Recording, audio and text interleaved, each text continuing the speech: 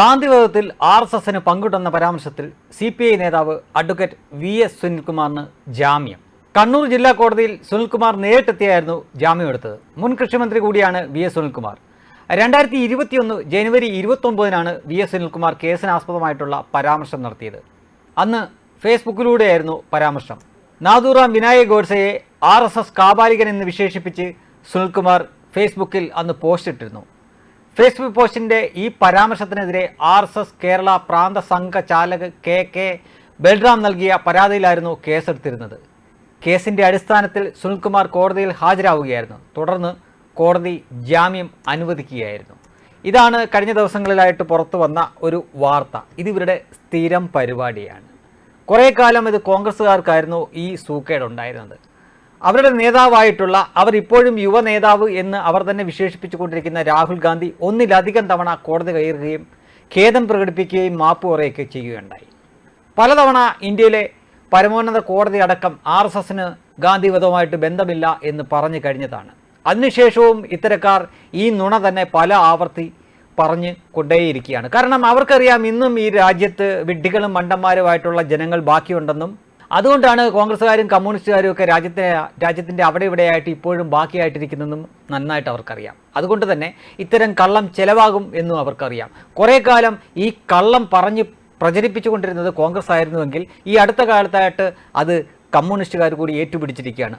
അതിൽ തന്നെ കമ്മ്യൂണിസ്റ്റുകാരിൽ തന്നെ വളരെ ചെറിയ ഒരു കഷ്ണമായിട്ടുള്ള CPIയുടെ നേതാവാണ് ഈ VS സുനിൽകുമാർ. അദ്ദേഹം ഒരുപക്ഷെ വരുന്ന ലോക്സഭാ തെരഞ്ഞെടുപ്പിൽ സുരേഷ് ഗോപിക്കെതിരെ തൃശ്ശൂരിൽ മത്സരിക്കും എന്ന് പ്രതീക്ഷിക്കപ്പെടുന്ന വ്യക്തിയാണ്. അപ്പോൾ ആ സമയം കണക്കാക്കി തന്നെ ഇതാ ഒരു കേസിൻ്റെ ചുവട് പിടിച്ചുകൊണ്ട് ജാമ്യം എടുത്തിരിക്കുന്നു എന്ന വാർത്തയൊക്കെ വരികയും അതൊരു പക്ഷേ തെരഞ്ഞെടുപ്പിൽ രാഷ്ട്രീയമായിട്ട് ഉപയോഗിക്കാം എന്നൊക്കെ അത് കരുതുന്നുണ്ടായിരിക്കാം. പക്ഷേ പഴയ കാലമല്ല എന്നോർക്കുക.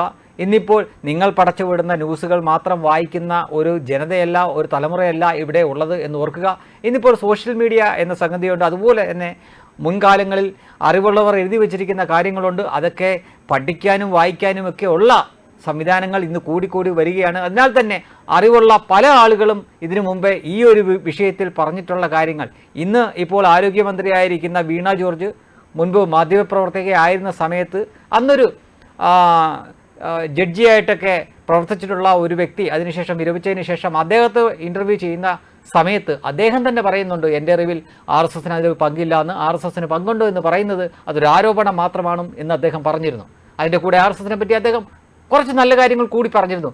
അതുവരെ വലിയ ഒരു സമൂഹം ഇവർ പറഞ്ഞിരുന്ന കള്ളം ശരിയാണ് എന്ന തരത്തിൽ വിശ്വസിച്ചിരുന്നു. അങ്ങനെ ആളുകൾ സത്യം പറയാൻ തുടങ്ങിയപ്പോഴാണ് RSSന് ഈ കേസിൽ പങ്കില്ല എന്ന് വരികയും എന്നാൽ VS സുനിൽകുമാറിനെ പോലെയുള്ളവർ പല ആവർത്തി ഇത് വീണ്ടും ആവർത്തിച്ച് പറയുകയും ഇതേപോലെ കേസാകുമ്പോൾ പോയി ഒരു ഉളുപ്പുമില്ലാതെ, ഒരു നാണവുമില്ലാതെ, ഒരു ചളിപ്പുമില്ലാതെ പോയി ജാമ്യം എടുക്കുകയും ഖേദം പ്രകടിപ്പിക്കുകയും മാപ്പ് പറയുകയൊക്കെ ചെയ്യുന്ന കാഴ്ച നമ്മൾ പിന്നെയും കണ്ടുകൊണ്ടിരിക്കുന്നത്. വെബ് ഡെസ്ക് കർമ്മ ന്യൂസ്.